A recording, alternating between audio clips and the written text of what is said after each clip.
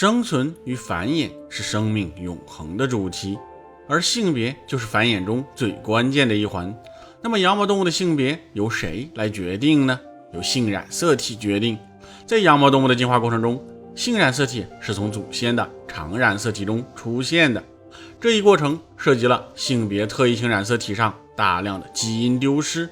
具体而言，包括我们人类在内的大多数哺乳动物走的呢是 XY 系统，雄性异配子是 Y， 所以呢，对于大多数哺乳动物来说，雄性一般是 XY， 而雌性是2个 X。而鸟类正好相反，它们的系统是 ZW 系统，也就是雌性是异配子 ZW， 雄性呢反而是同配子 ZZ。所以说呢，龙兽两族的后裔在性染色体上还是有很大的差别的。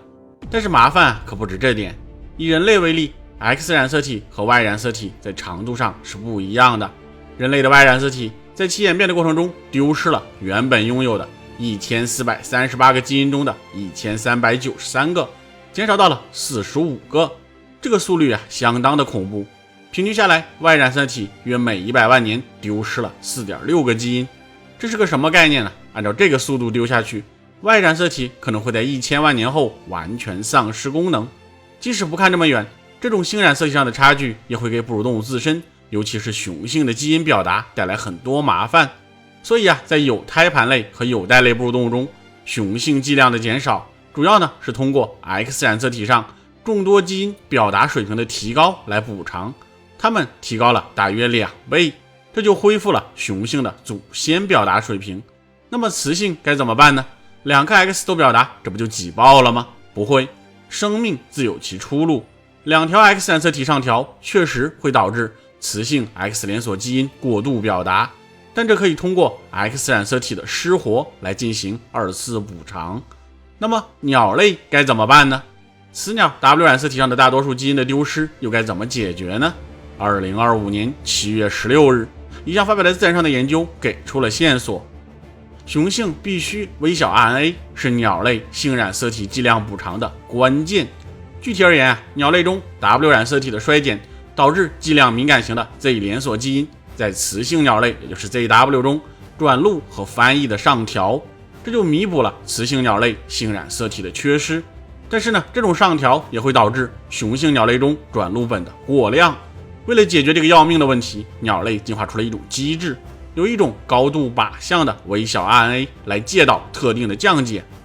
该微小 RNA 在雄性中得到了高而且广泛的表达，同时在受基因调控中表现出了强的，通常是多个结合位点，从而实现了有效的抑制，并将雄鸟的转录本丰度恢复到了祖先的水平。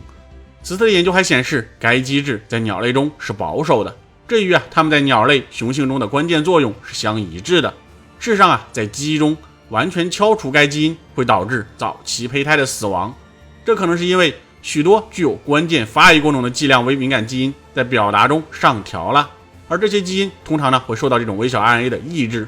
由此可见，虽然版本对调了，但是鸟类也演化出了类似于哺乳动物的这种平衡和调节性染色体的手段。在这2个系统中，基因表达的上调都是由性别特异性染色体的退化引起的。雌鸟中的 W 和雄性哺乳动物中的 Y 就是这一退化的产物。那么鸟类的这种变化是从什么时候开始的呢？进化分析表明，鸟类性染色体的剂量补偿系统是在大约 1.08 亿到 2.45 亿年前的鸟类的干群中出现的。它与 ZW 性染色体的起源是相吻合的，并且在现存的鸟类中得到了选择性的维持，这是雄鸟生存的关键。没有它的参与，雄鸟性染色体的过量表达会要命的。